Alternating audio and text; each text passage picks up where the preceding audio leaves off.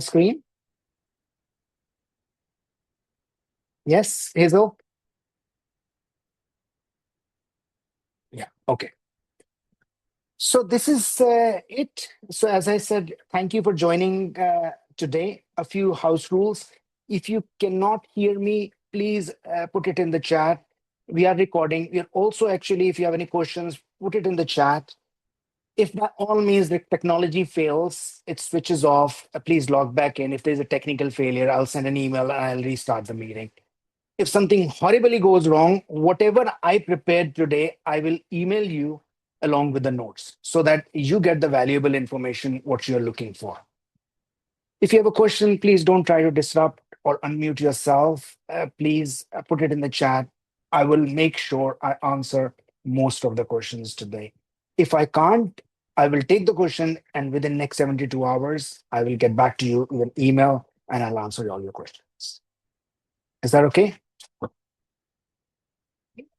So most people know me from LinkedIn and X, and I love to actually share science because that's what I learned in the last 21 years. Science, medicine, I've combined with my own experience, and I've shared for the last 2 years on X and started sharing last year on LinkedIn as well. So this is something I love doing, but for this presentation, I would not like to actually bore you with the technical stuff or going into deeper science because that's what not you're here for. You're here for a plan that which you can implement today. And today means you can start today and over next 90 days, you can change your life. Whether you're celebrating Diwali in India, Halloween in London, or Halloween elsewhere in the world, or you are celebrating next Thanksgiving. I want to give you the opportunity in next 90 days, you can make a shift in your metabolic health. So let's begin. And I don't like to actually talk about myself to start with. I would like to actually learn from real people because that's what I have learned most in my clinics, in the hospital, from real people who can give me the feedback, what works for them and what doesn't work for them. So there are two people I have invited on this presentation. And these people, I've met them through the coaching program 3 or 4 months ago. They both came with open hearts, looking for information, looking for their own challenges, and looking for their own successes. Both of them are highly reputable. One is the IIT engineer. If anybody knows IIT in India, it's a very highly reputed engineering college. And another one is a highly reputable professional studying in US, and now he's actually in very reputable educational sector in India. So these are two people. I would like you to listen to their stories, and you are more than welcome to put in the chat. We can ask them the questions. But somebody I would like to share briefly about our first guest. His name is Mr. Praveen Gupta. He's based in Dubai. His story is with decades of diabetes. He will tell you how long he had, and he will share his journey about his pain in the over the years and what he has achieved in the last few months. Because this is important for people to understand. Simple, boring, repeatable steps work. And that's what I would like to actually hear from Mr. Gupta. This was his blood sugar. This is my WhatsApp. There is a little bit of Hindi there, so please excuse me. This is actually his blood sugars were looking like in 6th of May 2026. This was his CGM in May 2026, and this was his CGM 3 days ago on Wednesday. I just took a snapshot from there. In May, he was on 4 medications: repaglinide, his empagliflozin, metformin, and gliptin. So certainly now he is only on one tablet in 3 months, and he's on a way to success. You can see is almost at baseline. We're going to stop his medication soon. Mr. Praveen Gupta, Praveen, if you don't mind unmuting yourself and actually sharing your journey, please. Praveenji, can you hear me?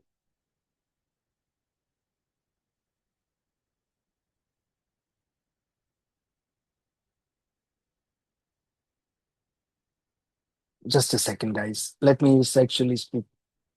Yeah. Praveenji, unmute yourself if you Yeah, can. yeah, yeah. Okay. Okay. Thank you, Dr. Sumit. And first of all, wishing you many, many happy returns of the day and greetings of the day to everyone who is attending this program. May, just I will come back to actually how I came to know about Dr. Sumit and what change he has made. So as he was sharing that in May, when like I came in contact with him, that time I was having my worst nightmare as far as my fasting blood glucose was concerned. It was reaching more than 300 or so. And I have been having diabetes since last more than 20 plus years, I can say. And I was on medication that time as I was having almost 3 to 4 medication actually I was having. And despite that, my blood sugar was not coming under control. So when I went to my doctor here in Dubai, so he suggested that we are trying actually, we are giving higher doses, and maybe then you have to go to the insulin shots or like that. So literally, miss, I was not having much hope, and I've tried many programs earlier also, like whatever I know, came to know, tried different programs for diabetes reversal and all these things. Everything I tried. But one thing which appealed me about Dr. Sumit is his medical background and the way, like when I saw his posts in Twitter and other places, the logic which he presents actually, whatever we are doing, why we are doing, and different kind of mice. Actually, the first article which I read was about he was basically debunking some of the myths which are there about diabetes and in a very logical manner. So being engineer, as he told, graduated from IIT and anything which is logical connects very fast. So that was the reason when I see there is a doctor which is the medical, proper medical, professional medical background and presenting things in a logical way. So that's how I got associated with him. Then I started following. I told that to me, I don't know. I've tried everything, but let's see. I'm giving one try this time also. And then what I liked most is that he suggested very simple steps. When I started, first he gave the confidence that can be done. Other thing he told that whatever we'll do in a sustainable manner. Means we are not going to emit a major part what you are eating or something which you are taking, so I'm not going to take it out. So like many other people, when I've gone there earlier, they used to say you have to totally remove the carbs, you have to remove this part, and then you have to reduce this drastically. So such kind of diets things were there, or otherwise it was extreme kind of exercise things which were there. So I remember initially told me that just you have to go to the treadmill for 30 minutes and especially that much inclination speed you have to maintain, and then he gave me some simple rules with a diet plan like in breakfast it should be just protein that you need to ensure, and then in lunch what regular I was taking, how basically I can make it slight changes in that. So with that changes like as I was taking rice and other things, so with rice and roti he suggested what changes I need to make as well as what protein fiber I need to add it in the same diet. There was no change and things were there. Similarly in evening, and then some like I have not gone to the gym actually much. So then he assisted me with the like video through video in gym. He saw all the gym equipment which are there in my gym, and then he just tested me which I can do easier way. So then he suggested me, okay, you start doing this much repetition and all this, understanding completely what I can do initially and where I can go. And then he provided me a gradual plan ki how I have to basically ramp it up and take it to a particular by this point of time I have to reach by this. As usual, because now our mind is kind of programmed every time. So, like one today you follow, then you suddenly get okay. Today it has been pain there, so let's leave it, or maybe something we'll do it from tomorrow, and all these things comes up. So, but best part was that when I was in that loop or that kind of things, he was constantly following me. So he never allowed me that I slip into that old habit.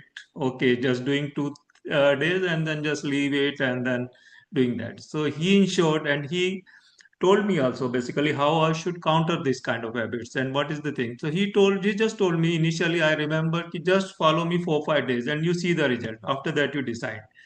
So I told, okay, let's give 4 5 days, whatever he says, and then I started doing.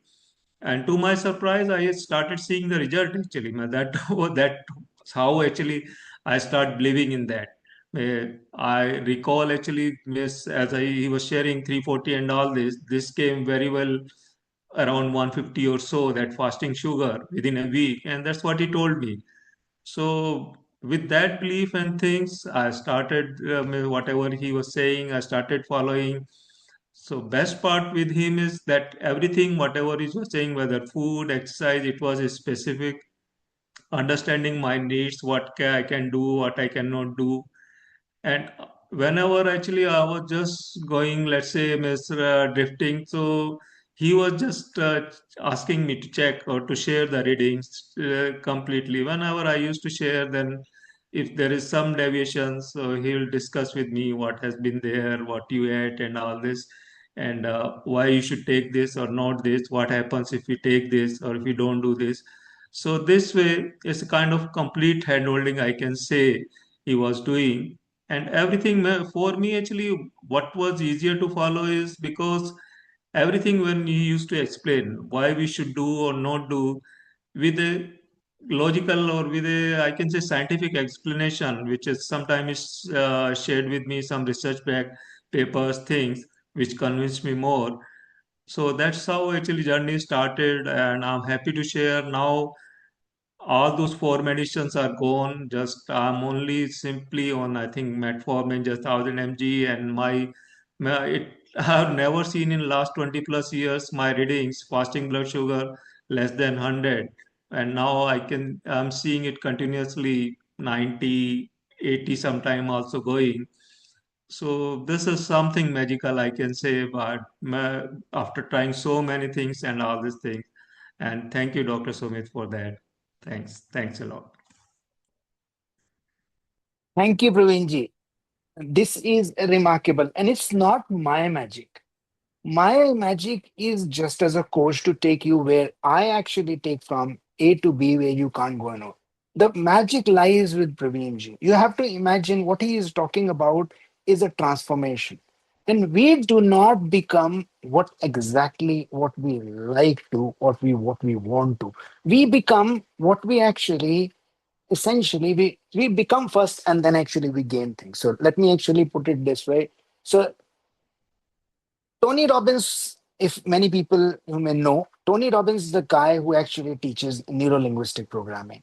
And I learned about neurolinguistic programming few years ago. And what Praveenji has shared that he transformed himself by becoming one. So he just actually changed, he started acting in a way that his blood sugar came down. And I'm going to actually share what Praveenji has done and what I teach in the coaching program. But I would like to actually pivot from here onto something what I talk about as an identity. So something the identity is something we have to undertake in order to achieve any goal in life. Whether we want to we gain money, whether we want to gain health, we become what we believe what we are, and we what we behave, we act like that, and then we actually become what we want to become. We don't become what we wish for, and we never get what we want just by wanting it. So many people want to lose weight, many people want to be millionaires. This is something that doesn't happen. You start acting like one, and then universe pays you. I'm a very spiritual guy. I just believe in manifestation, but I also believe in something called neurolinguistic programming. That means that is the identity change. Praveen ji could do it through that identity change. It was easier while eating roti, which is again, it's a carbs in India, and rice. And now he's actually the. I'm truly grateful for Praveenji for joining my program. It's actually, he has given me inspiration and a lot of learning over the last 3 months. Now I would like to actually move to another guest, Pawan. And he will actually share something that insulin resistance is not just about rising blood sugar or losing fat. It's actually isn't. It's all about combining what actually we are made for human, like physical health, mental health, mindset, and more importantly, our identity. Pawan, if you are on this in the room, please unmute yourself. I would like to hear your thoughts. People love to know about you. You're a very knowledgeable man. I know actually you have a lot to offer to this whole group and what you have shared. Pawan, I can see you there. Please unmute yourself and share what your thoughts are. Thank you, sir.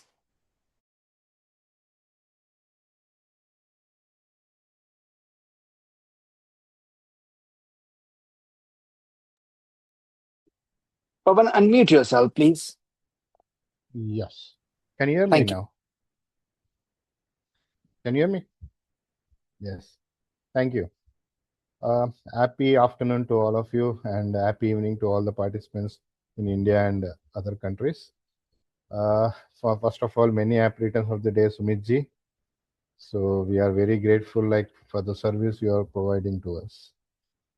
So I don't want to, exaggerate much things, but direct to the point.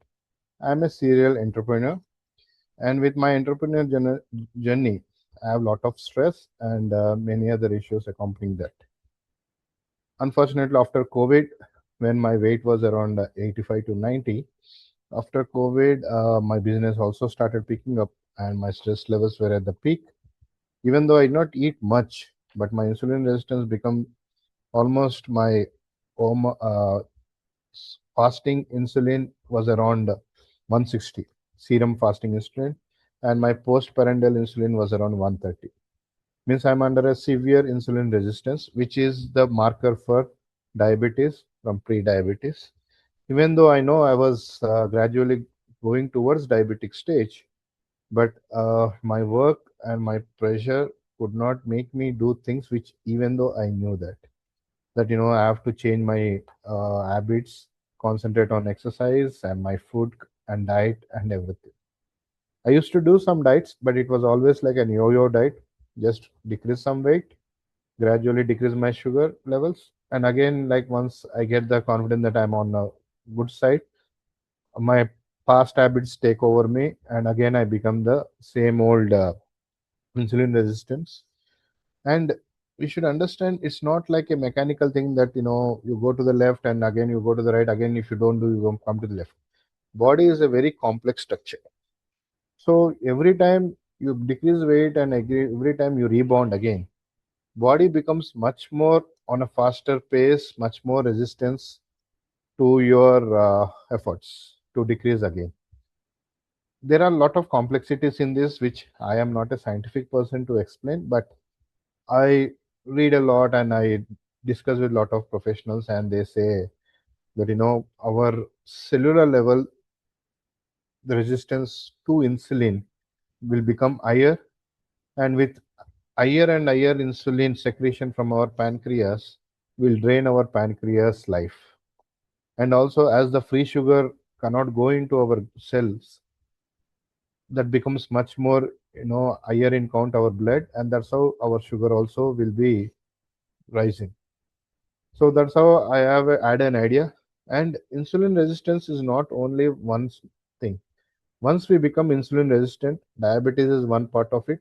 We become obese, we get hypertension, kidney diseases, and it's all encapsulated as a metabolic syndrome. So, see, doctors are there, they can manage symptomatically, but somewhere we have to understand the cause of it, and somewhere we have to deal the cause of it.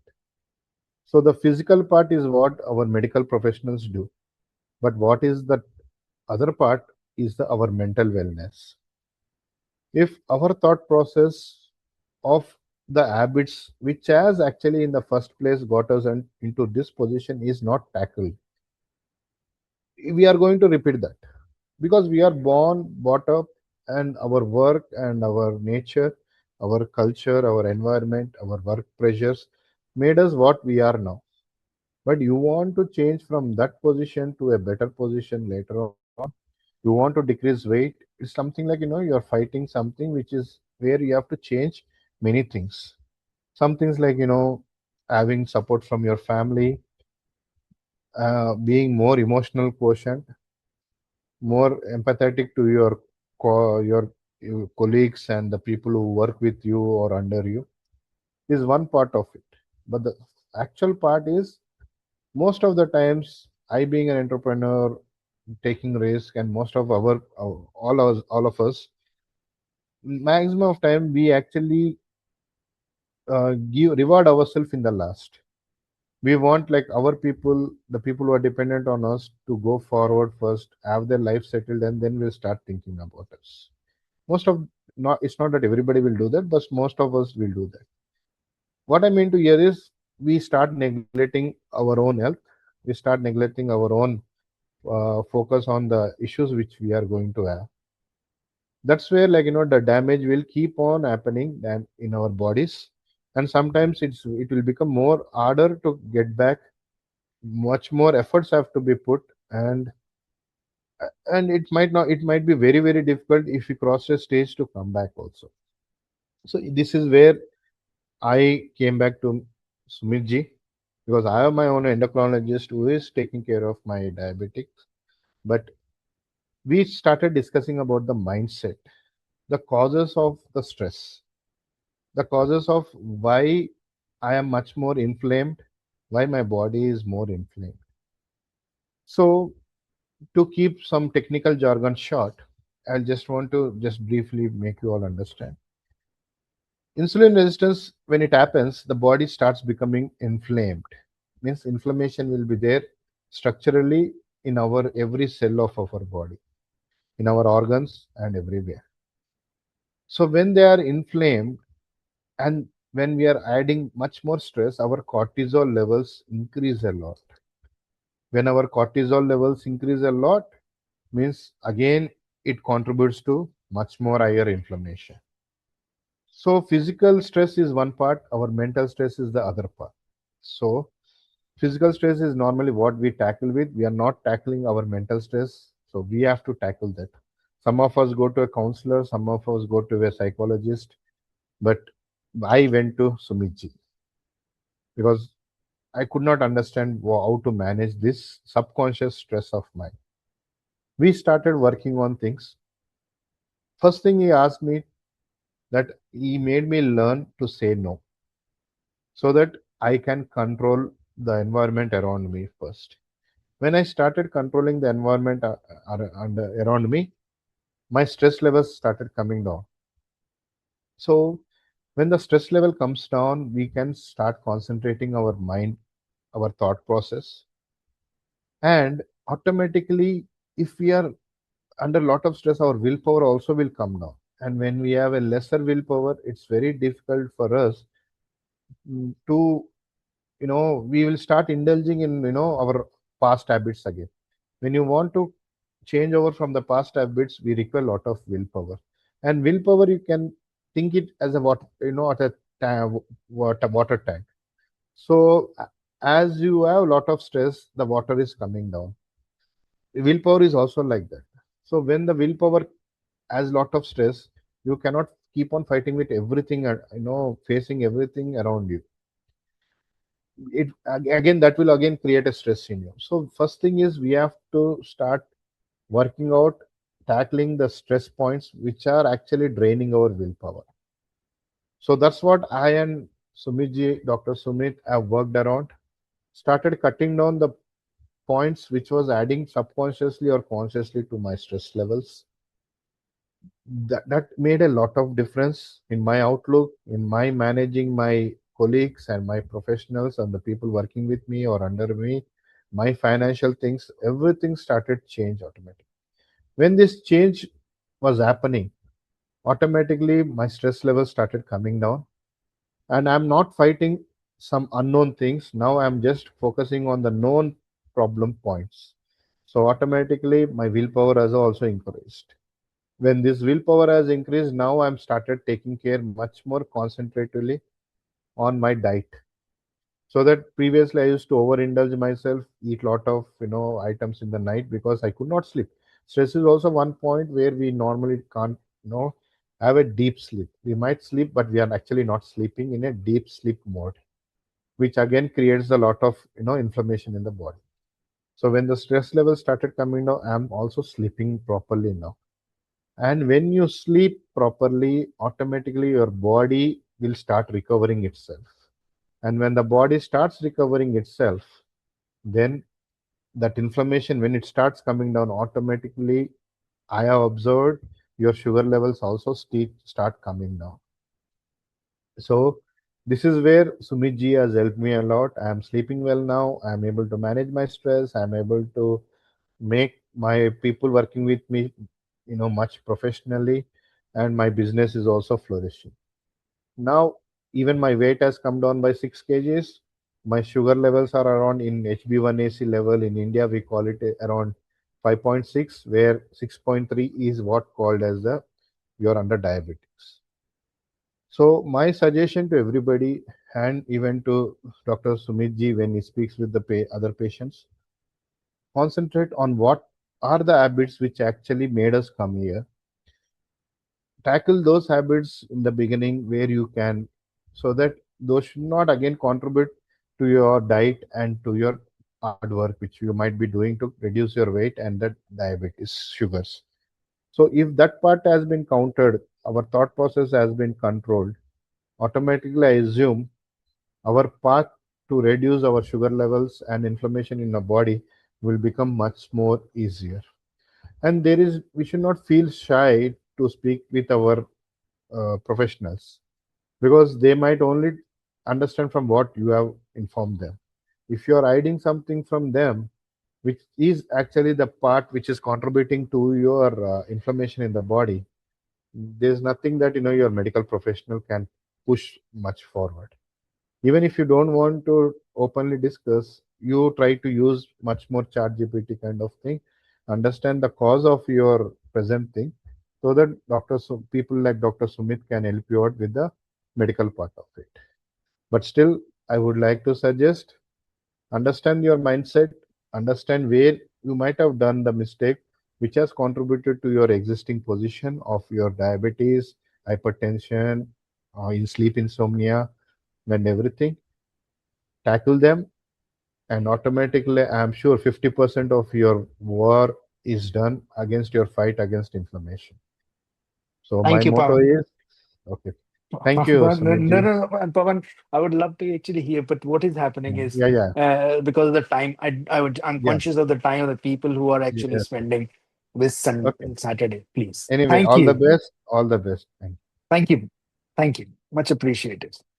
So I think what Pawan has shown us that without working on our mindset, our mental health, we cannot achieve a physical health. And I think, like Praveenji, I know you mentioned about the tactics, but what actually is more important, one needs to understand that without changing the habits that brought us here, we cannot develop new habits. If we have to actually achieve a newer goal, we have to change. And I think the whole journey of the life is all about changing and making sure that how we can get better from yesterday, how actually we are better tomorrow from today. So I'm going to actually share a little bit of my own journey, explain insulin resistance in a way that most people can understand.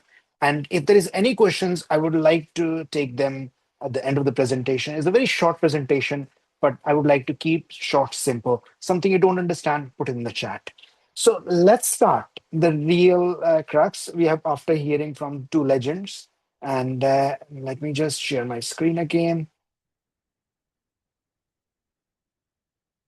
Okay, so hope everybody can see my screen. And so what does actually insulin resistance look like? And you might actually hear in the science, in the books, and then whereby in this, oh, this is what the insulin resistance look like. What actually the people, like they gain weight, belly fat, their cells don't work, this and that. But this is what the insulin resistance looked like to me. This is a picture taken when I came back from US. And all was actually I was doing is eating Taco Bells, and I was actually in University of Southern Illinois.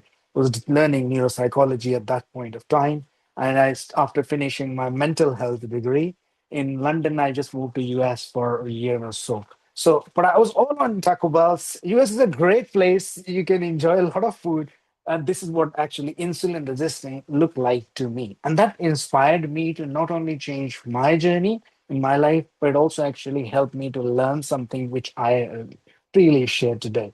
And this is what insulin resistance look like if you look at it through a DEXA scan or an MRI scan. It gives you an indication what actually causes the problem. In essence, what causes the problem is visceral fat. You can see these are two people, similar age, BMI, but actually one has got a lot more visceral fat than the other. And one who has got more visceral fat is going to be diabetic, insulin resistance, actually have high blood pressure, high cholesterol, has high chance of dying from conditions like heart attack and stroke much earlier than others, and will have poor quality of life later on. So certainly this is what actually inspired me to learn about insulin resistance. This is what I'm giving a typical a picture of a skinny fat. Many people equate weight to their good metabolism. This person has got a lot more visceral fat, looks skinny. If you wear a t-shirt or actually a shirt, it may look actually normal on surface, but actually has got a broken metabolism. In my clinic, I see people a lot of the time. They say, I eat healthy, my BMI is normal, and this is what actually I look like. I'm slim. Why am I actually cholesterol is still high? Why am I blood sugars are still high? Why am I fasting insulin? If you have access to, why that's high as well. So certainly this is something to be aware of. Normal BMI, normal weight is not equal to good metabolic health. This is a picture I just wanted to show. Visceral fat is the fat around the organs. You all know, I don't need to explain. There's a lot more I've written on the Twitter. There's a lot more influencers, actually people who have written on the internet about the visceral fat, how bad it is, how it actually causes inflammation, rising blood sugars, as well as high blood pressure and other metabolic health disorders. So these are some of the numbers to crunch. This is something actually Pawan has spoken about some of the numbers, like HbA1c. Praveen ji has spoken about some of the numbers. I just want to put this slide just to highlight one thing. Normal is not optimal. If your numbers are looking normal and the doctor is talking about normal, this is not optimal. Optimal is whereby you actually talk about longevity. The whole world is moving towards longevity. You might have heard from people like LinkedIn founders, Elon Musk, a lot more Anthropic founders. They're all talking about longevity, how actually human race is moving towards whereby we may be living 100 and beyond with a good quality of life. David Sinclair, he's actually a longevity expert. He's talking about how we can actually reverse the aging. And this is the place where when you have optimal blood levels, this is where you start optimizing your numbers, or you actually moving into reversing your biological age and actually just improving the chances that you're going to have a very good health span as well as lifespan. So this is actually what I learned about optimal, and this inspired me to change my life. This is my blood numbers. You can actually see now, you know my date of birth and the year of birth as well, so you can predict my age. I'm 46 years of age. So certainly that's what I look like, 29. This is the shot I took yesterday for my social media post. So this is what I look like now. And here I am. I wear the same t-shirt because I just wanted to have a people a figure. This is not something I made up. This is what actually inspired me to change my insulin resistance state to now at 46. So certainly I want to live longer, but I want to live a good health span. So that makes me stronger physically, mentally, and sexually fit. This is what actually all insulin sensitivity looks like. That good energy, no brain fog, being able to actually do the things you want to do, be able to compete with your teenage children at the age of 40s and 50s.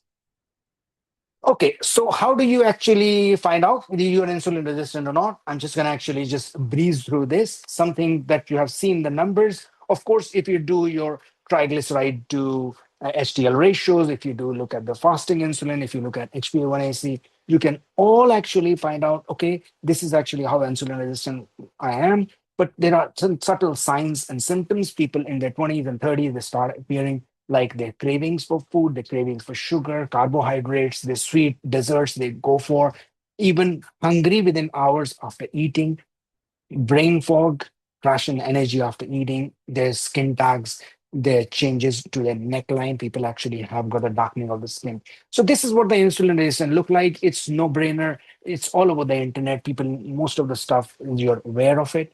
But certainly, if you would like to know more, let me know. I'll actually drop an email. But this is the most important stuff, and this is what actually I want to where I add value today. All it takes is to 90 days to make a significant dent in your life, right? Whether you are looking for a difference in your blood levels, baseline, skin, energy, sex life, mental health, whatever you are looking for, you can make a significant dent in your life. You have heard from Praveenji, it took a week for his blood sugars to drop by half. And this is something anybody can do. And when I transformed myself, it took me 90 days. And I did it multiple times, 90 days, in order to record the protocol. And this is without leaving carbs, without your favorite food, and or sleeping in the gym. I eat roti, I eat rice every day, and I'm going to share how I eat it. Praveen ji, you just heard he eats carbs every day. It's not about carbs, it's all about balancing the hormones in 90 days. And it's all about preserving the muscle mass. So this is what I teach and preach, and what I actually swear by. If your hormones are balanced as a man or a woman, and you preserve the muscle mass, there is nothing in the world in my 12, 13 years of pure metabolic health, I've learned that actually it's going to beat you. You can have a biological age of a 30 at 50 by just these two things. Look, I became a doctor in 2004 when I moved from India. I did my MBBS, I moved to London, and for 6 years, I studied mental health here in London. So I became a psychiatrist here in forensics, but that actually, then I moved to community medicine. I got interested in insulin resistance. As you know, I've shown my picture. I studied nutrition, then I exercise science as part of community medicine. I studied musculoskeletal medicine. I just got so inspired in the subject that not only I started just swearing by the gym myself, I opened a gym in the house, and I also actually just became interested in subject in 2013 that I started helping people reversing diabetes. From then on, the whole journey of reversing insulin resistance started. And this is what actually 90-day program look like, which I'm actually going to share just now. So it's very simple. It always starts with the identity first because the transformation has to change the identity. When we start talking, breathing, eating, sleeping in a way we want to be, we suddenly become one. When, as I said, nobody became a millionaire by wanting one. You become a millionaire by acting one. What are the things the millionaire will do? You do that, you become a millionaire. What are the things an insulin sensitive person would do that actually you become one? And this is what insulin sensitive person would do. They will have enough protein to maintain the muscle mass. They nourish the body so that their body does not accumulate fat. They train the muscles so they don't lose muscle mass. They sleep on time and they wake up on time. They manage stress and they supplement so that they actually can kickstart their metabolism. And we're going to briefly look at all of them in one by one. This is what actually your body does every day. It runs on this hormonal cycle. During the wake up cycle, you start with cortisol that wakes you up. You have got an insulin that actually stays active throughout the day while you're feeding. Then comes melatonin, which helps you sleep. Your growth hormone repairs. And actually, in the night, there is a peak of testosterone, and in females, different hormones, not daily, but the female cycle is 28 days as opposed to males 4 hours. So I won't actually say that estrogen and progesterone peaks in the night, but it's actually there are cycle follicular and luteal phases. That's different. But once you have gone through the change, similar cycles you can experience through the females as well. And what it takes is to balance the hormones and actually maintain the muscle mass is simple, boring, repetitive stuff. Enough reps, keep going week after week, day after day. And if you do that enough time for 90 days, there is nobody in my career I have seen who has not transformed their life. And this is actually the simplest formula you can actually start with. You need to start with understanding what your total daily energy expenditure look like. What is your basal metabolic rate? There are enough formulas on ChatGPT's Claude or Google. You can actually check it. I'll send you the slide. You can actually do it. If you don't find the formula, you can email me later. I will actually send you the formula. All you need to know is how much energy I am burning every day through my basal metabolism, through my non-exercise activity, through my food, and through my exercise. Exercise, as you can see, plays a very little role in improving the metabolism. It does, and it does only through strength training, which I'll come on to that. But the important bit is you need to understand where you are and where you would like to go. And this is actually the gap you need to fulfill. And it takes only 90 days to fulfill the whole gap. So once you know what is your total daily energy expenditure, like me, I'm 75 kgs. If I look at my total daily energy expenditure, I train 5 to 7 times a week. So mine is 2300. If I want to make a shift, I need to know this number that I should be eating no more than 2300 calories per day. And once I know this, I can actually start designing. And this is the step one. As I said, it's very simple, and it is actually always starts with protein. Never start with cutting carbs. I don't talk about actually, you don't eat that bread, you don't eat that ice cream. It always has to start with protein. Once the protein takes the precedence, you know actually this is it. I like to start anybody, I would like to suggest 1.2 to 1.4 gram per kg of body weight, because most people do not eat that much protein. You need to get into the habit of eating protein regularly every day. And you cannot consume that level of, let's say somebody is 70 kgs, 120, 130 gram of protein in a day, in a single meal or a 2 meals or a 3 meals or four. It has to 3 to 4 meals it takes for anybody in order to consume, because in one setting you cannot consume more than 30 to 40 because body won't absorb, and you have to give a gap of 2 to 3 hours between each protein intake. So you have to start with your protein intake. You calculate your protein intake. Once you do that, you divide it into 3 to 4 portions, and that's your first starting point. You can decide your favorite protein. I like to actually just keep the choices simple.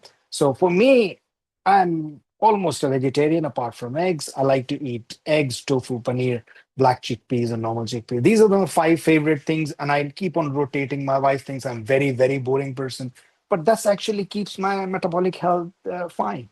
So people actually say, "Are you frightened of eggs?" And I'm not. Normally eat 5 to 6 eggs every day in the morning. You have just seen my numbers. It's a big myth that eggs make you have high cholesterol. That is nonsense. What actually makes it, if you have got increased total daily increased calorie intake and you have a body that is actually depositing fat in the wrong places around the organs, that is actually what is going to make you insulin resistant. So certainly, as you can see, you can actually decide once you have noted down 3 or 4 choices. You calculate this is 40, 30, 40 grams of protein looks like, whether it's a chicken, whether it's a fish, whether it's actually you want to consume your eggs. Once you do that, you actually start consuming for a week or two. That is actually your first stage done. I know people like to do fasting, 1 meal a day, 2 meal a day. Fasting can help you cut weight, but it is impossible to get enough protein intake in order to actually heal the body when you're insulin resistant state, because you need the muscle mass in order to reverse insulin resistance the fastest way. Yes, if you lose weight, there will be drop in your sugar levels, your HbA1c level, but I guarantee your cholesterol will rise. I guarantee there will be actually increase in inflammation in the body in long term. And people who lose excessive weight through fasting or 1 meal a day, over the period of time, they become diabetic again because you lose the muscle mass. Second stage, you need to nourish the body, not accumulate fat. What I mean by that, eat within 10 to 12 hours window. That is actually essential. Give yourself a gap of at least 10 to 12 hours, 12 hours minimum, up to 14 hours is great, whereby insulin levels are flat. I always recommend all my patients. You've heard from Pawan, you heard from actually Praveen as well. Always start with your all protein breakfast. No carbs in the morning. Once you do that, your insulin is always low in the morning in the breakfast, which gives you enough flat line for your insulin. So your body is not accumulating fat. In fact, it is using fat as a fuel. So generally speaking, if you are eating your lunch and dinner within 4 to 6 hours, So essentially, you're eating any carbohydrates or energy apart from your protein in that 4 to 6 hours. This is called strategic fasting, which actually drops your insulin levels. Your HbA1c levels drop down significantly within a matter of few months. So if you are trying to change your insulin resistance rate, make your breakfast all protein, and that actually will have a significant impact. So certainly I would actually go with the complex carbs. If I have to go for carbs, complex carbs are whole meal carbs. You don't have to actually, if you love eating rice, I would not recommend stopping rice. I like to actually boil all the rice. Being an Indian, I love rice. So I'll boil the rice, I'll throw all the starch away, I'll cool them on the fridge, and we eat next day. If I am eating flatbread or roti, what you call, normally in the flour, we put down the cooked spinach or cooked what you call methi in India. You put down, you knead the dough in the yogurt, you ferment it, you make the flatbreads through this, and it's a fermented low GI roti. And I always eat that. I just had two of those before actually I had this meeting. So certainly this is my protein takes the center stage, and after that I can actually have any carbs around it, but I like to prefer a low GI carbs. So as I said, roti, even potato can be boiled, cooled off, eaten again, it becomes a starch, and it actually does not cause the damage. Let's say people talk about your ice creams. It's summertime in London. You can actually have alcohol, your cake, your occasional treat.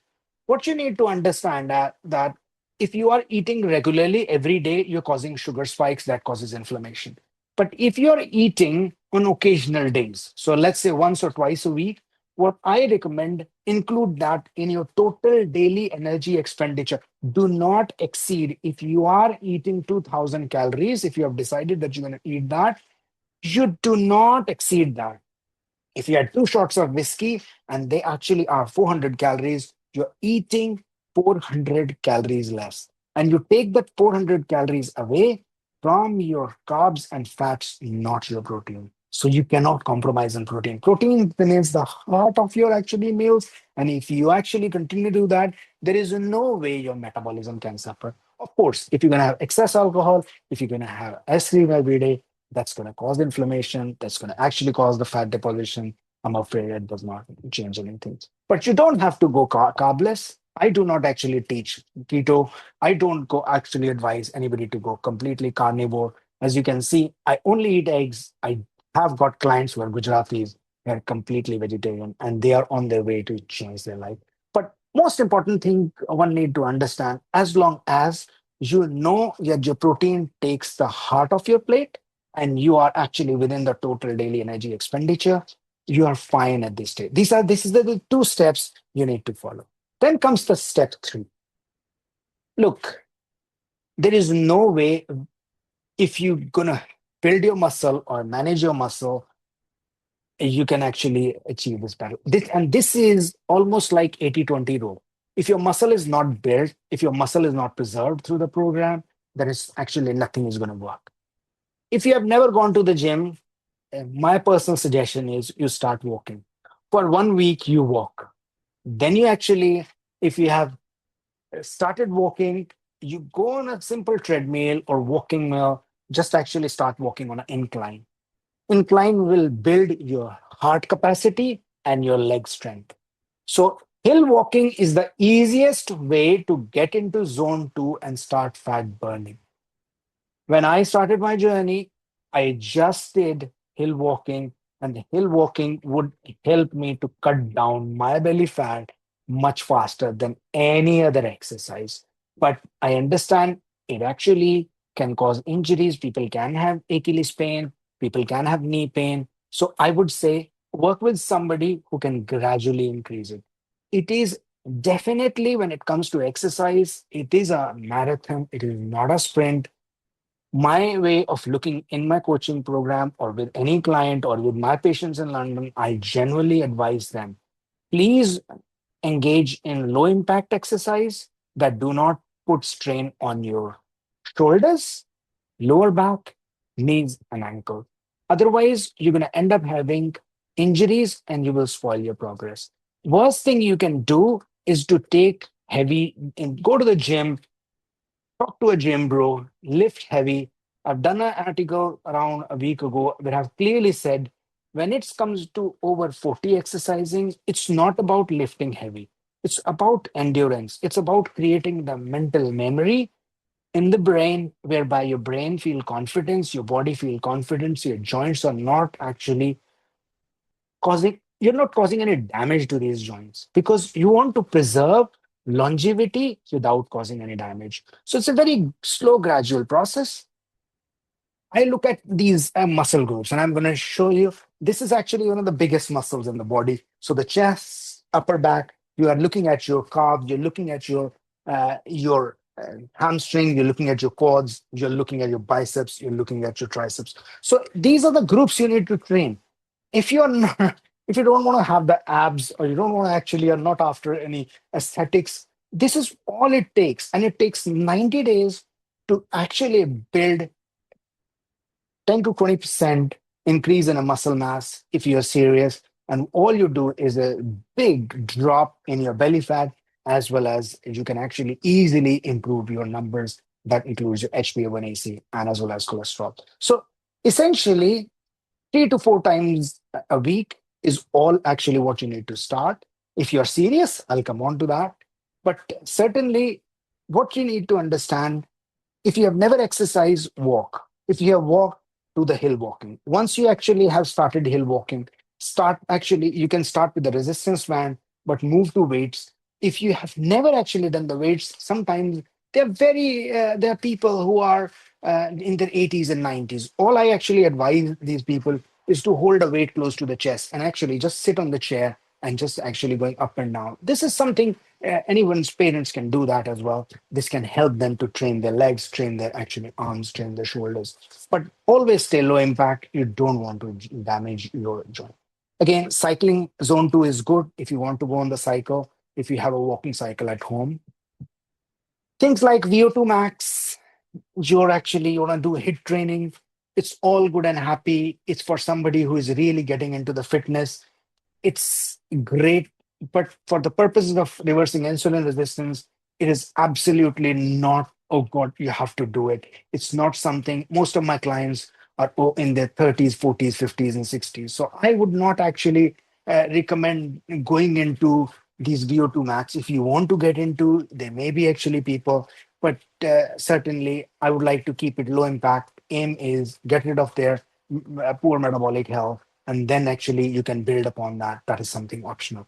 Swimming, great for heart, but it doesn't do much actually in terms of changing until unless you do it like Michael Phelps, who has been actually in the pool for hours and hours, but you can't make much dent in the insulin resistance.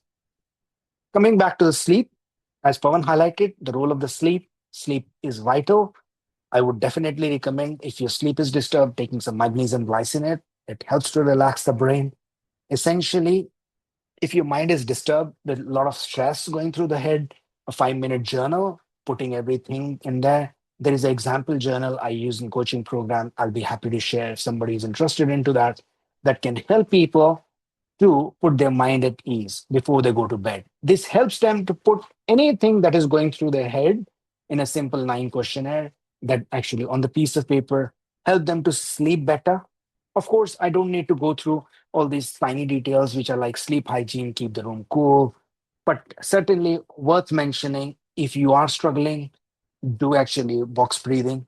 I like to do some Gita verses if my mind is very disturbed, if I am actually going through a tough time. But bedroom is simply speaking not a place for Instagram. It's only for sleep and sex and nothing else. So please make sure the sleep is a vital part of metabolic recovery. As Dr. Andrew Huberman says, if you expose yourself to sunlight within 15 minutes of waking up and you go outside 15 minutes, that's actually something that's very good, which set the circadian rhythm. If you can do it, that's great. Sometimes in places like London, I know in Canada it's not possible. It's very dark and it's actually very, very difficult. But there are artificial lights. I would not go force myself into this. I'm a very practical person. I see if you keep your foundations right, you don't have to do the fancy stuff. And most people don't do the fancy stuff. It's all great and happy. I do exposed to infrared light and saunas, do this. But if your basics are not covered, you're always going to struggle. You can actually take 1,000 supplements, the things actually will not change in life. That's how I see life. Coming to stress, modern life, as I said, is a pressure cooker. I genuinely believe this is something is clearly modern life has changed us a lot. And all of us go through a lot of trauma, whether it's actually a bad, shitty email, bad finances, current situation, anything that I feel that affects our current health, wealth, or relationships is a clear stressor, and it actually keeps on helping. Like it takes us in a very self-sabotage mode. Whether it's actually we self-destruct ourselves, we overeat, we go back, we give up. These are the things that affect us negatively. All I can say from my experience of working with patients, both in mental health and now, is there are three places. First is an awareness that something is wrong. Second is a reflection, I need to change. And the third is taking an action. Whether that action comes within ourselves or with a counselor, I, I happily encourage anybody on the call to just actually seek some help. Seek help is not a sign of weakness. Historically, 30 years ago, if you ask me, I grew up in India. There's a lot of stigma around mental health. Seeking help was considered like something a taboo, like people will call you mad. But over the years, my perspective is it's an active sign of being resilient. You want to change, you want to be better today from what you were yesterday. And this is the whole journey is you're learning all the time. So clearly, I would say this is something you should take it seriously. Don't underestimate stress. People who are stressed, sometimes I see they eat healthy, they are actually doing everything right, but they struggle to sleep. They have got problems um, with their numbers, as well as they are more at risk of developing disease, especially females. And I'm sorry, actually, I'm mentioning females here, but females, if you look at it, there is a gentleman by name of Gabarmati. He talks about trauma. He talks about females. He talks about autoimmune disease. This is something we need to understand. Females, trauma, high risk of developing disease, especially autoimmune disease. You can see that his link. I don't know whether scientifically is completely 100% accurate, but what I have observed, males usually develop metabolic health disorders more because of insulin resistance, and females tend to have more inflammatory conditions, autoimmune conditions more. That's why conditions like rheumatoid arthritis, lupus, they are much more common in females. Stress. I know this is not a stress lecture, but I would again like to emphasize anybody dealing with their past trauma, anybody dealing with their current situation where they are dealing with the difficult stress because of health, wealth, or relationship, seek help. I know sometimes it's difficult. If you have a question, by all means, I'll be happy to answer. Drop an email. I would love you to take some step and improve your life. Micronutrients. Very quickly, I'll go through. This is all I start on anybody who is coming onto the program. Three are non-negotiable: vitamin D3, 4,000 international unit, plus K2, 125 microgram. If you are in London, it is actually available on Amazon for £10 for the whole year. It's so cheap. If you are actually anywhere in the world, it's much more cheaper.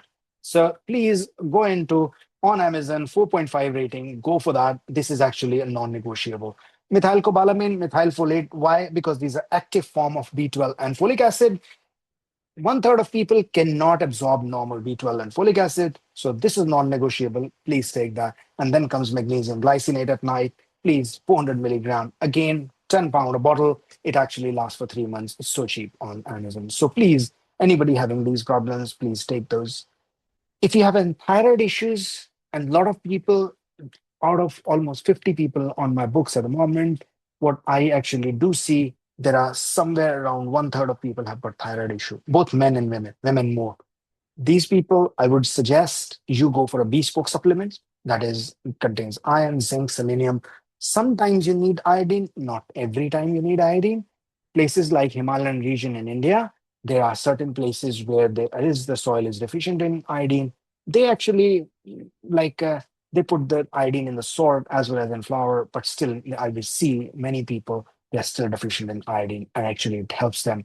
Methylation. Methylation is a process whereby anything in the body becomes activated and actually causes improvement in the function of any hormone. And here we are talking about the thyroid hormone.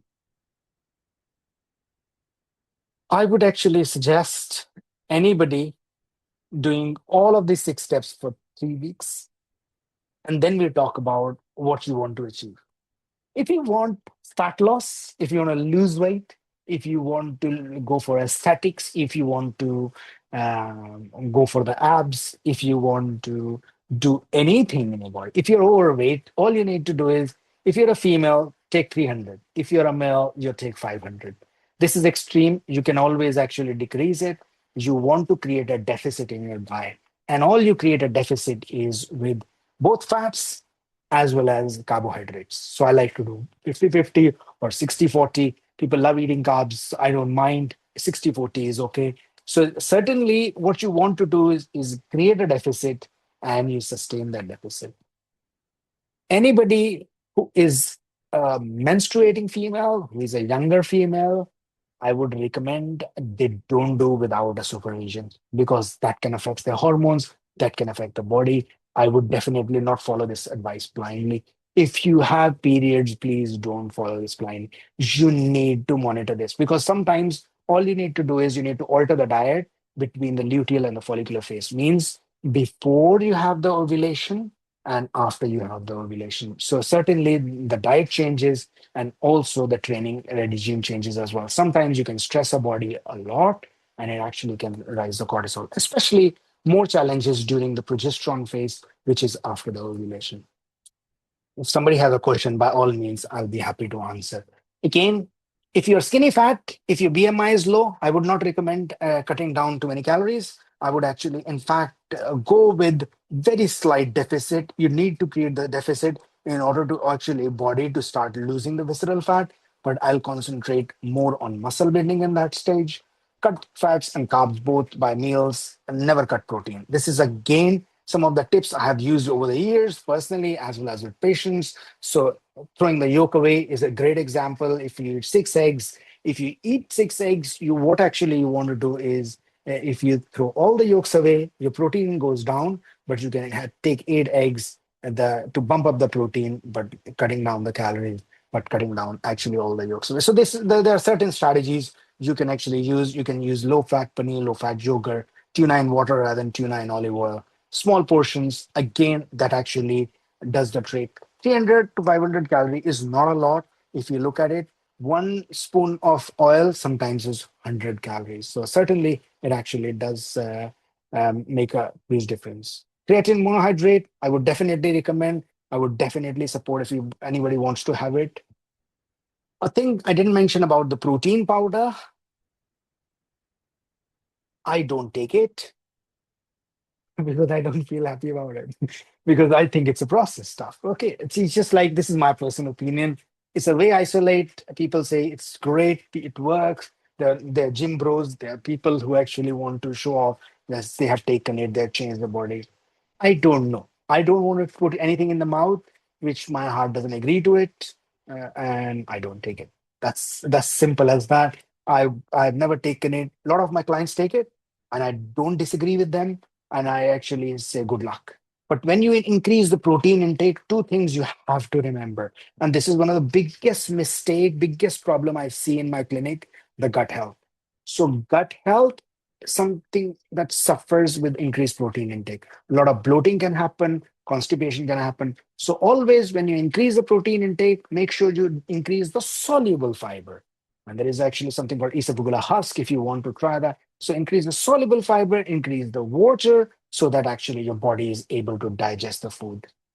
Same with the way isolate on other protein powders. Make sure that you're hydrated enough. Make sure that you are also taking enough fiber. Otherwise, gut health can suffer.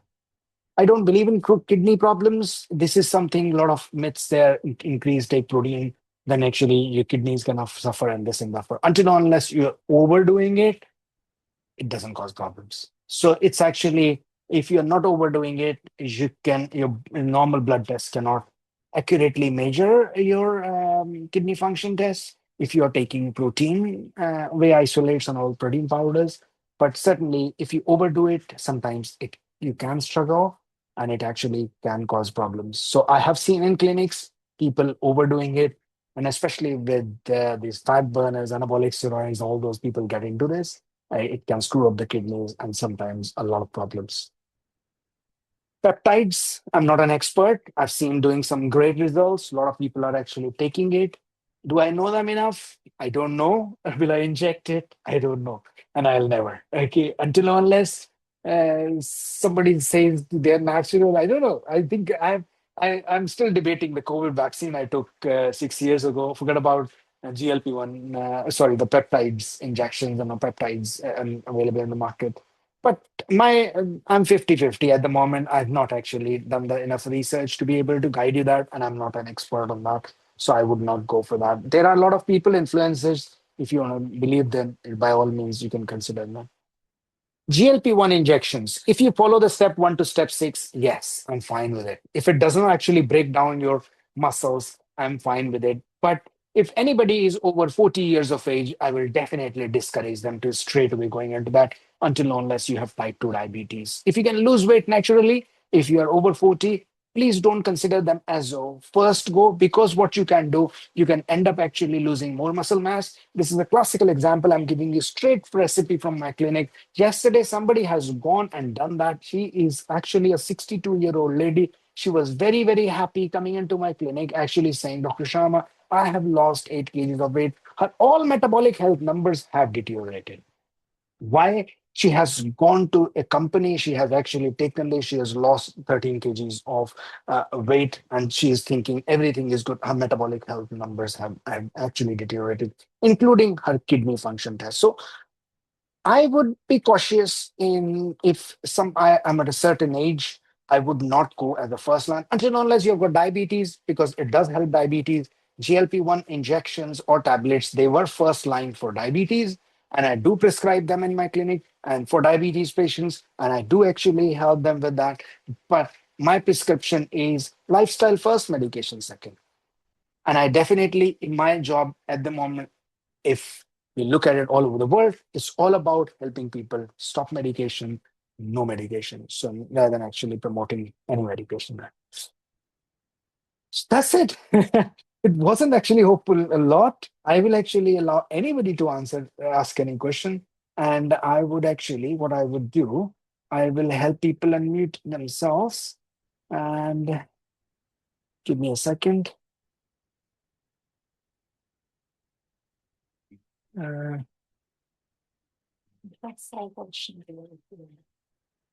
it is second only.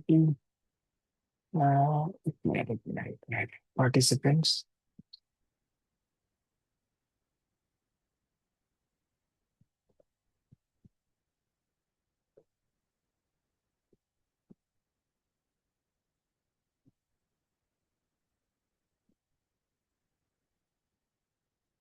Okay, wait a second. Let me help them unmute themselves.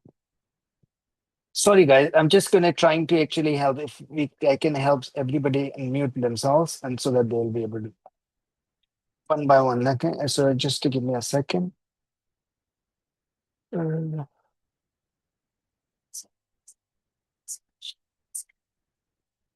or you can raise your hand. Like I think actually, what was the first question? Okay, so first is Jan. Jan O'Connell? Okay, no, Jan is not asking any question. I'm sorry. Who's asking question? Hicks. Hazel, you want to ask anything? You can unmute yourself and you can ask me anything. Now, hello. You're on, you can talk now. Hazel, I think you're muted. You can unmute yourself. No, you can't. Okay, wait a second. Um,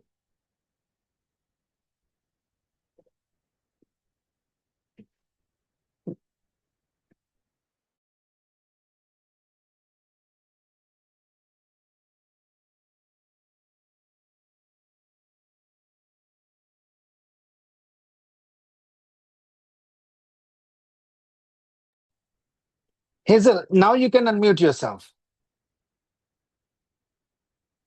There we go. Yeah. Yes, go ahead. So my question is, I'm hungry a lot. So I'm just wondering, how long does it take on this plan for the hunger to subside? 3 weeks. So it's actually as soon as your body is a look, most people do not eat enough food in order for their hormones to stabilize. As soon as your body is you're able to okay, so you eat food, you actually start making protein as your mainstay of your meal. Once you start actually doing that, you don't feel hungry anymore. So 3 weeks all it takes because first week you try and you fail. The second week you try, you fail, and then you start persisting.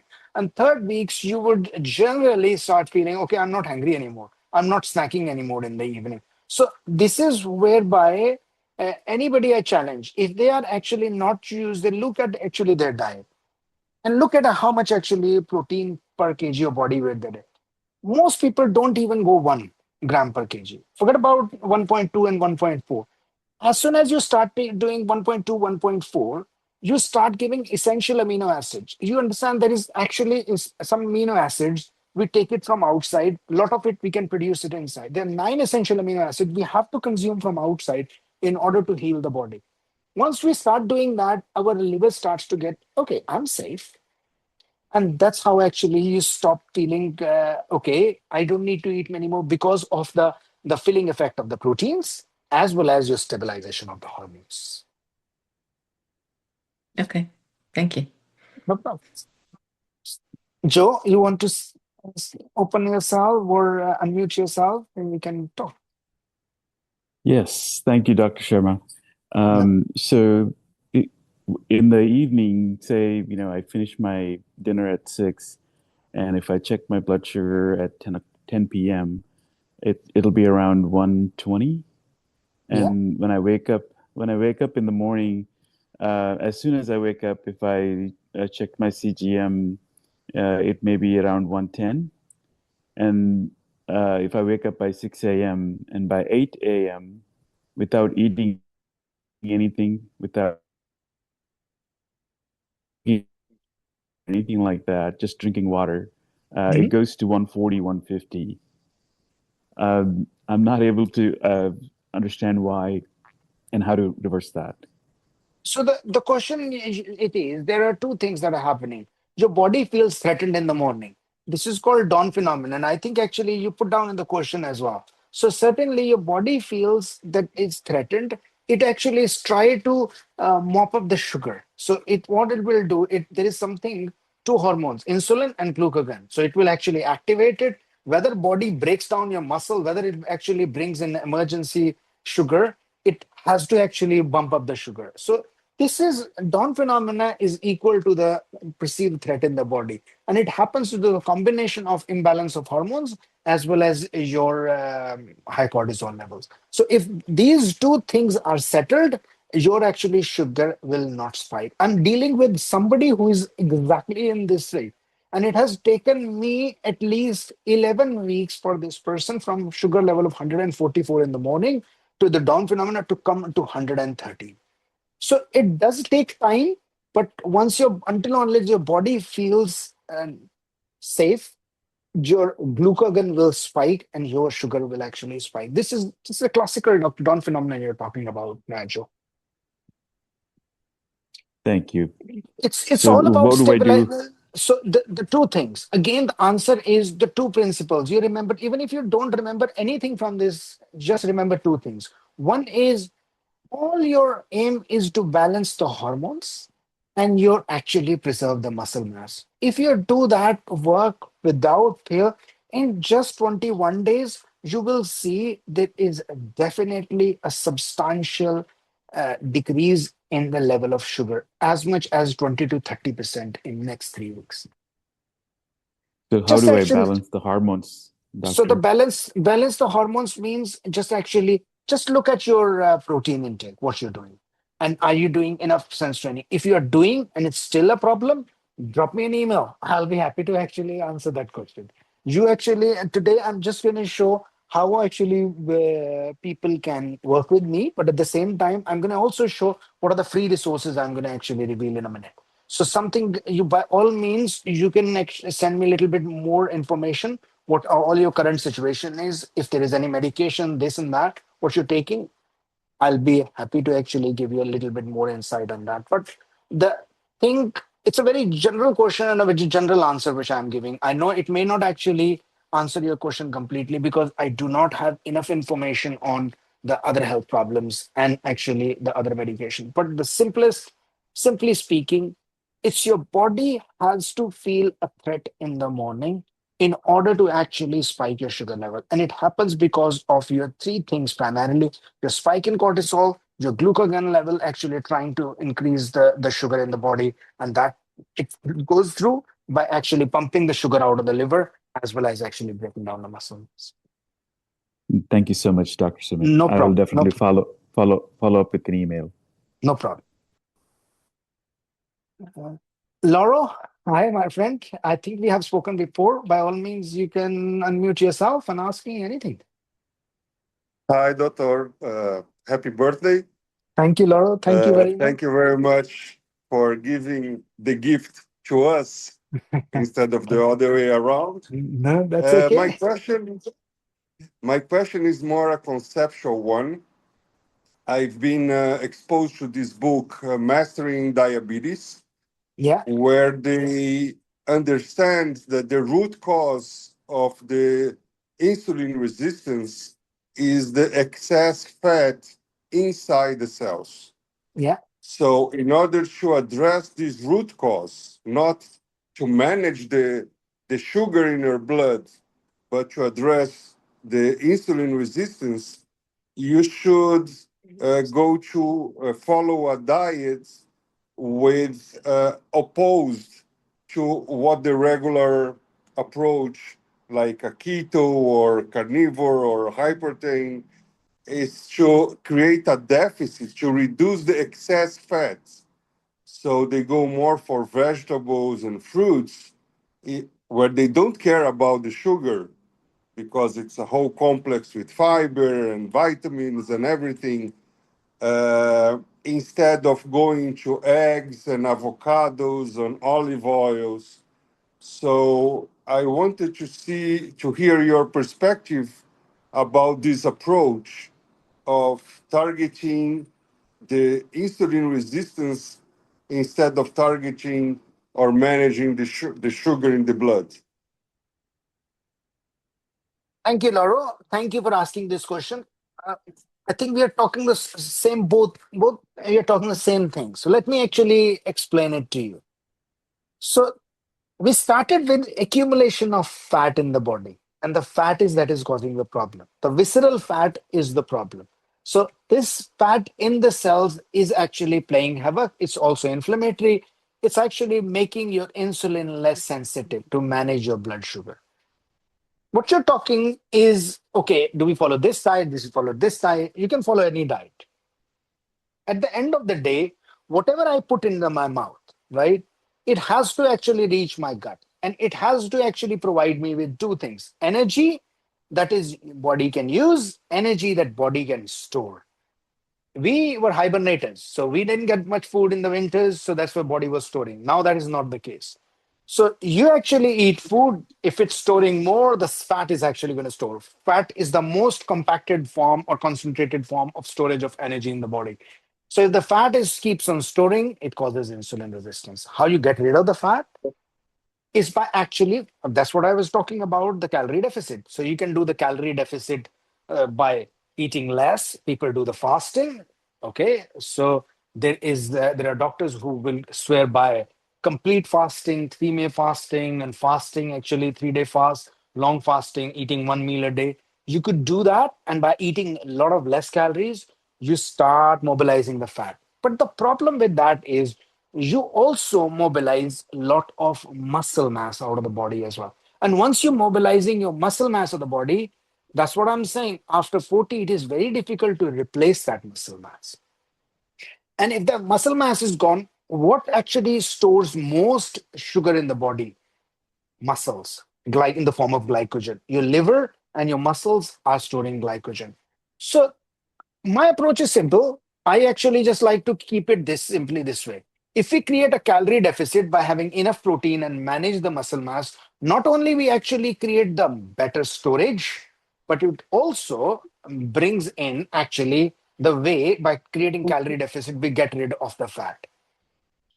If you eat less calories, yes, you will mobilize fat. There is no two ways about it. This is something, there is no other method in science in which you can actually mobilize this fat out of the body.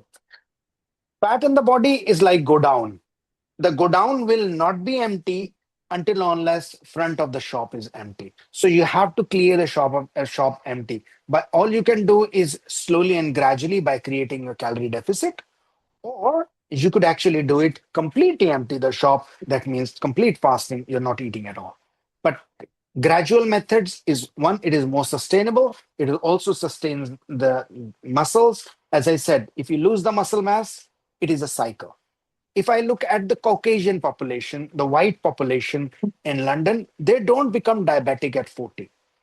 Even if they follow a very good diet, they become diabetic at pre-diabetic and 50s, 60s, 70s, 80s. Why? Not because they're eating more. They have got bigger stature, they have actually more muscle mass. They become diabetic because they start losing muscle mass. And their body is not able to store enough glucose in the muscles. So clearly, the choice is up to people. Everybody has got a different muscle threshold. What I have learned, if your muscle mass percentage, if I go by the number, if it's around 45% and more, and your fat percentage in male is around 15%, and in females is around 20% to 25%, that's actually all good and happy. People don't become diabetic. And these numbers are slightly stricter for if you look at Asian population, if they are a little bit more liberal, if you look at the white population. Okay, thank you. No problem. And James, you actually asked, can you add sweetness, sugar, honey, stevia, allulose? I'm fine with everything, as long as actually it does not cause harm. Sugar, yes, how much?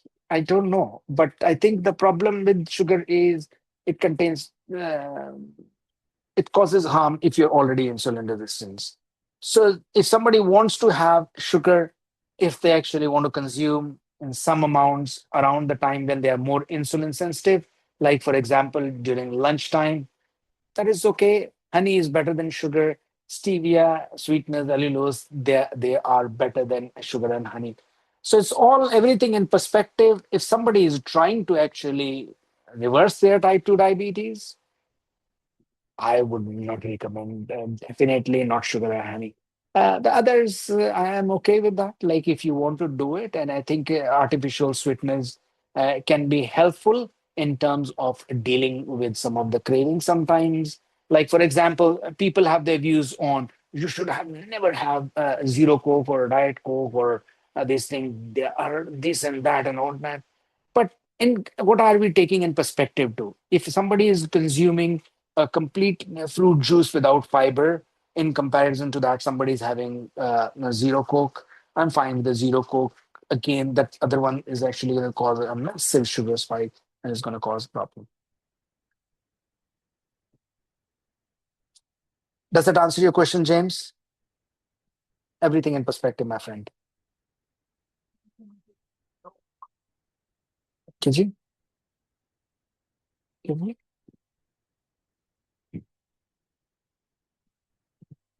Low dawn phenomena. I have fasting sugar and high fasting, but post meal spikes are normal. Same thing. Look, it's all to do with again, your body recognizes early morning as a threat, and the cortisol is one thing that will actually cause this. And I think I possibly you were either asking a question or actually you were talking about, you were answering somebody else. So I'm just going to take 2 minutes of your time. Ali, has anybody got more questions? So what's the importance of uric acid? Can be elevated in isolation, does it correlate with the definitely a bigger topic. Somebody has actually requested the uric acid. Definitely, uric acid is a completely different beast in itself. Over the last few years, it has been recognized as important part of insulin resistance. People with uric acid, definitely, if you have got a specific question, I'll explain. I don't want to hold people up. I agreed for 90 minutes and I would like to finish in next few minutes. But what I am actually trying to explain is if somebody has got a high uric acid, that means their body is much more inflamed. They are at higher risk of further health problems, including circulation problems, because that causes not only if it's an occasional gout, there are different thing. If the uric acid is persistently raised, they need to look into that as a matter of priority. Of course, I prefer lifestyle. Then, of course, some of the doctors they do talk about this. But Terry, by all means, you can drop me an email. I will actually share all the slides in the email. You can reply back, and actually, you can let me know if you have a question. I'm so sorry. I would not be able to answer any further. But quickly, 2 minutes. This is actually the something that I really want people to understand and actually want to offer. This is nothing specific. So for coming back to the questions, so by all means, you can email me the questions. Something this is again I've launched today. Anybody who wants to know how insulin resistance they are, how much actually whether they are struggling with any form of insulin resistance, how much, what degree, early, late. Over the last 7, 8 weeks, I have worked and I actually created this a free questionnaire. You can go on there. And of course, on the top of that, I have agreed that actually people need to get better. So I will be coming with a free masterclass every month. And we're going to actually talk about metabolic health. And this is actually, there's no charge to this to the scorecard as well as this masterclass. I would like actually people to learn and improve their life because there is a lot of myth there.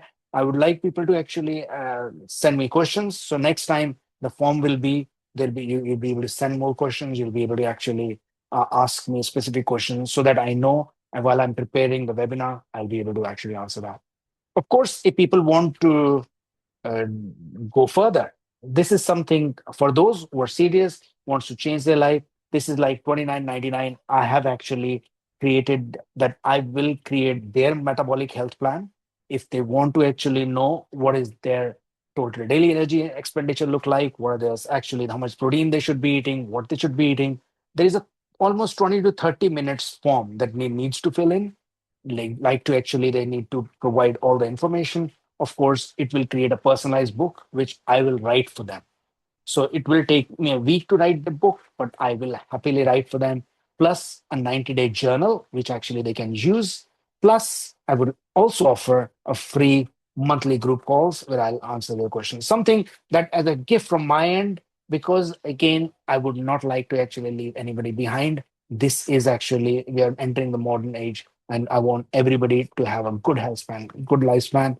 Of course, there is certain things that I'm also launching today. So low group coaching, certainly you can find on the website. And then one-to-one, I'm actually offering to selected people. I've cut down on my one-to-one coaching because that's something was I wanted to keep it to very select people. But certainly, this is my gift to yourself. There is no buy, nothing actually you have to do. All you need to do is show up. If you have questions, take a free metabolic scorecard, know where you are, and drop into these monthly calls. I'll be happily sharing my time and what I know through my experience working with the patient. And thank you very much for your time. I hope I actually not gone beyond much beyond the 90 minutes. And it was amazing time actually connecting with all of you, my friends.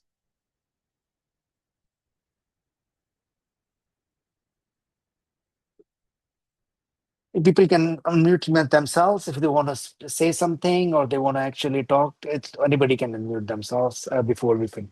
Thank you.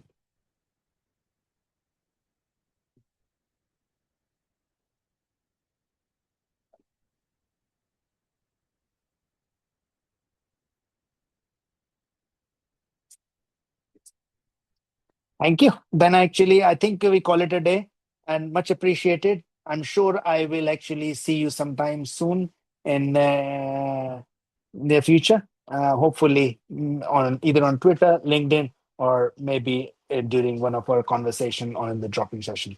Thanks a lot. I will be actually emailing all of you, those who have attended presentation, as well as an opportunity to ask me any questions as well. Thanks a lot, guys. Thank you. Bye-bye.